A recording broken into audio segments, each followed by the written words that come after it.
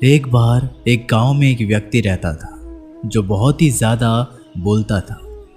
वह एक ऐसा व्यक्ति था जिसको हर बारे में अपना ज्ञान देना होता था, चाहे कोई पूछे या ना पूछे। हर चीज़ के बारे में वह अपनी राय रखता था। जब भी कोई उससे बात करने आता तो वह उसके सामने अपना दुखड़ा रख देता था, और कोई कुछ पूछने आए तो बिना उसकी बात सुने वह अपनी सलाह देना चालू कर देता था। और यही कारण था कि उस गांव में उसे ज़्यादा पसंद नहीं करते थे। कोई भी उस आदमी की बातों को गंभीरता से नहीं लेता, और कई बार लोग उसकी पीठ पीछे उसका मजाक भी उड़ाते थे, जिसकी वजह से वह इंसान काफ़ी परेशान था। और इसी परेशानी को लेकर वह आदमी एक बहुत ही प्रसिद्ध महात्मा के पास चला जाता है। उसने अपनी सारी परेशानी महात्मा को बता दी। उसके बाद में उस महात्मा ने उस आदमी को अच्छे से समझाया, देखो, ज़्यादा बोलने वाले व्यक्ति को लगता है कि वह सब कुछ जानता है, जबकि कम बोलने वाले इंसान को लगता है कि उन्हें कुछ भी नहीं पता। ज़िंदगी में अभी बहुत कुछ सीखना बाकी है, इसलिए वह बोलते कम है और सुनते ज़्यादा है। और असलियत में समाज में उन्हीं लोगों की इज्जत होती है जिन्हें अच्छे से पता होता है कि कब बोलना है और कब चुप रहना है। देखो, मैं तुम्हें एक दिन में तो नहीं बदल सकता, लेकिन मैं तुम्हें 5 ऐसी स्थिति बता सकता हूँ जहाँ पर व्यक्ति को चुप ही रहना चाहिए। ऐसा कहकर महात्मा उन 5 स्थितियों के बारे में बताना चालू करते हैं। पहली स्थिति, जब तुम्हें लगे कि कोई तुम्हारी भावनाओं को तुम्हारे शब्दों से नहीं समझ सकता, उस समय भी तुम्हें चुप रहना चाहिए। अक्सर हम लोगों को अपने दुख, अपनी परेशानियां बताना शुरू कर देते हैं, जबकि हमारे आसपास रहने वाले ज़्यादातर लोगों को इससे कोई मतलब नहीं कि हमारे जीवन में क्या गुजर रहा है। हर इंसान को केवल खुद से मतलब होता है। वह केवल खुद के बारे में बात करना चाहता है। वो केवल खुद की तारीफ सुनना चाहता है। उन्हें हमारे जीवन की परेशानियों से कोई मतलब नहीं होता, और ना ही वह सुनना चाहते हैं। हो सकता है 1 या 2 बार वह तुम्हारी दुख भरी बातें सुन ले, लेकिन उसके बाद में वो तुमसे दूर भागना शुरू कर देंगे, क्योंकि कोई भी दुखी और असहाय इंसान के साथ रहना पसंद नहीं करता। इसलिए कभी भी अपने कुछ करीबी मित्रों और परिवार वालों को छोड़कर किसी ऐसे इंसान को अपनी परेशानी ना बताए जो तुम्हारी बातों को समझने की बजाय उनका मजाक उड़ाए। दूसरी स्थिति, जब तुम्हें पता ना हो कि किसी विशेष मौके पर क्या बोलना है, या फिर तुम्हें किसी भी घटना के बारे में आधा अधूरा ही ज्ञान है, ऐसे मौके पर भी चुप ही रहना चाहिए। ऐसा इंसान जो आधा अधूरा ज्ञान होने के बाद भी उस विषय के बारे में बात करता है, वह अक्सर मजाक का पात्र बनता है। और कोई भी ऐसे इंसान को कभी गंभीरता से नहीं लेता। अपनी बात को प्रभावशाली तरीके से वही इंसान रख सकता है जिसने उस घटना का विषय के बारे में गहराई से जानकारी है।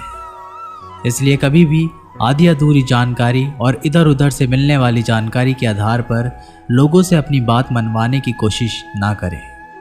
तीसरी स्थिति, गुरु ने कहा, जब कोई इंसान तुम्हारे सामने किसी तीसरे इंसान की बुराई कर रहा हो, तब ऐसी परिस्थिति में भी तुम्हें चुप रहना चाहिए। तुम्हें कभी भी ऐसी नकारात्मक बात का हिस्सा नहीं बनना चाहिए, क्योंकि आज जो इंसान तुम्हारे सामने किसी तीसरे इंसान की बुराई कर रहा है, वही कल किसी और के सामने तुम्हारी भी बुराई करेगा। और इस बात की ज़्यादा संभावना है कि आज तुमने उसकी हाँ में हाँ मिलाने के लिए तीसरे इंसान की जो बुराई की है, कल रिश्ते ठीक होने पर दोस्ती में वो इंसान उससे कह देगा कि तुमने उसके बारे में क्या क्या कहा था। इसलिए जब भी कभी कोई किसी तीसरे इंसान की बुराई करे या उसे गलत समय का मजाक उड़ाए, तो तुम्हें ही बस उसकी बातें सुन लेनी होगी। अपनी कोई भी राय वहाँ नहीं देनी है। अगर तुम ऐसा करते हो तो भविष्य में तुम्हारे लिए समस्या खड़ी हो सकती है। गुरु ने कहा, चौथा, जब कोई तुम्हारे ऊपर गुस्से और घृणा से चिल्लाए, तुम्हारा अपमान करने की कोशिश करे, तब ऐसी परिस्थिति में तुम चुप रहकर सामने वाले के गुस्सा और घृणा को कम कर सकते हो। साथ ही तुम इस स्थिति को खराब होने से भी बचा सकते हो। जब तुम सामने वाले का जवाब क्रोध से ना देकर उस समय चुप रह जाते हो, अब ये बात उस क्रोध करने वाले इंसान के दिल में लगती है। गुस्सा कम होने पर उसे अपनी गलती पर पछतावा होता है, और ज़्यादा संभावना है कि वह अपनी गलती के लिए तुमसे क्षमा मांगे, और क्षमा नहीं भी मांगे तो वह अंदर ही अंदर खुद को दोषी समझने लगता है और फिर वह अगली बार तुम पर गुस्सा करने और घृणा करने से पहले कई बार सोचेगा। लेकिन तुम्हें हर परिस्थिति में चुप भी नहीं रहना चाहिए।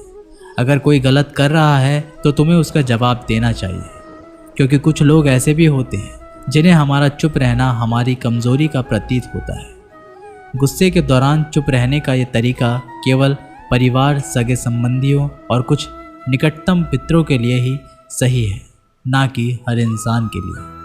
अगर तुम हर जगह चुप रहने लग गए तो इसका गलत फ़ायदा भी उठाया जा सकता है। 5वां, जब कोई इंसान उसके जीवन की कोई भी दुख भरी घटना या अपने जीवन की परेशानी साझा कर रहा हो, ऐसी स्थिति में चुप रहकर सिर्फ उसकी बातों को सुनना।